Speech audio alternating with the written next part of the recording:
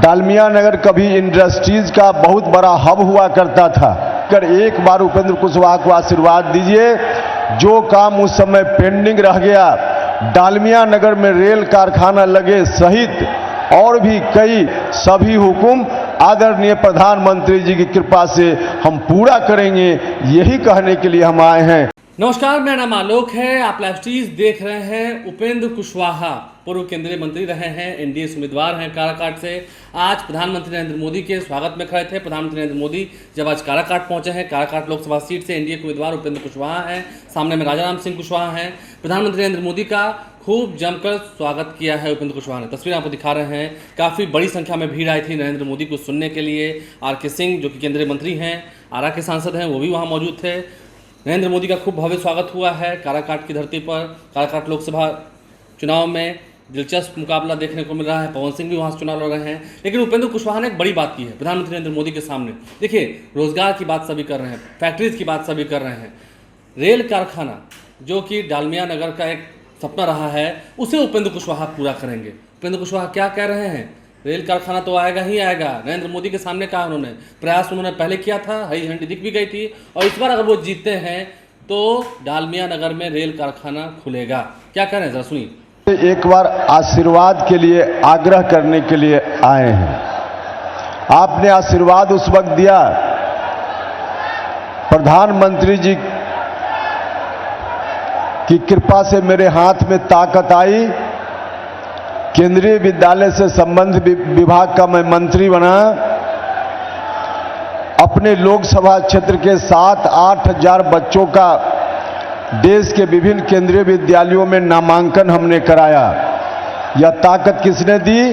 उपेंद्र कुशवाहा के हाथ में यह ताकत आदरणीय प्रधानमंत्री नरेंद्र मोदी जी ने दी। इस बात के लिए भी हम इनका अभिनंदन करते हैं। कई केंद्रीय विद्यालयों को स्वीकृति मिली। यह ताकत उपेंद्र कुशवाहा के हाथ में आदरणीय प्रधानमंत्री श्री नरेंद्र मोदी जी ने दी। इस बात के लिए भी हम इनका अभिनंदन करते हैं, स्वागत करते हैं। डालमिया नगर का एक बड़ा इशू बहुत पहले से अपने यहाँ है। डालमिया नगर कभी इंडस्ट्रीज का बहुत बड़ा हब हुआ करता था। बरसों पहले वह जगह बिल्कुल वीरान हो गई, सुनसान हो गई। फिर से वहाँ डालमिया नगर में कारखाना लगे, उद्योग लगे। इस इलाके की यह चिर प्रतीक्षित मांग रही है। आप सब लोगों ने 2014 में आशीर्वाद दिया। हमने इस विषय पर ध्यान देना शुरू किया और उस वक्त जानकारी मिली कि रेलवे एक कारखाना यहाँ खोलना चाहती है। उसका प्रस्ताव रेलवे की ओर से है। हमने कोशिश की कि रेलवे का प्रस्ताव है तो आखिर बन क्यों नहीं रहा। जो जानकारी मिली, उस जानकारी के आधार पर कई तरह की बाधाएं थी। धीरे धीरे उन तमाम बाधाओं को हमने दूर किया और उन बाधाओं को दूर करते हुए एक स्थिति बनी अंत में आकर कि सभी बाधाओं को दूर करने के बाद शिलान्यास का समय आया। शिलान्यास होता उसके पहले कार्यकाल लगभग समाप्त हो गया, तो शिलान्यास उस वक्त नहीं हो पाया। लेकिन शिलान्यास तक उसकी स्थिति लाने की ताकत किसने दी? उपेंद्र कुशवाहा के हाथ में। तो यह ताकत आदरणीय प्रधानमंत्री श्री नरेंद्र मोदी जी ने दी। इसलिए भी हम इनका अभिनंदन करते हैं, स्वागत करते हैं। और हम आप सब लोगों से हाथ जोड़कर आग्रह करते हैं कि आप सब लोगों ने जिस तरह से 2014 में आशीर्वाद दिया था, हमने ईमानदारी से आप सभी लोगों की सेवा करने का भरपूर प्रयास किया। इस बार भी आप सब लोग मिलकर एक बार उपेंद्र कुशवाहा को आशीर्वाद दीजिए। जो काम उस समय पेंडिंग रह गया, डालमिया नगर में रेल कारखाना लगे सहित और भी कई सिंचाई की बड़ी बड़ी परियोजनाएं यहाँ लंबित हैं। और भी कई इस तरह का काम है जिसको करने की जरूरत है।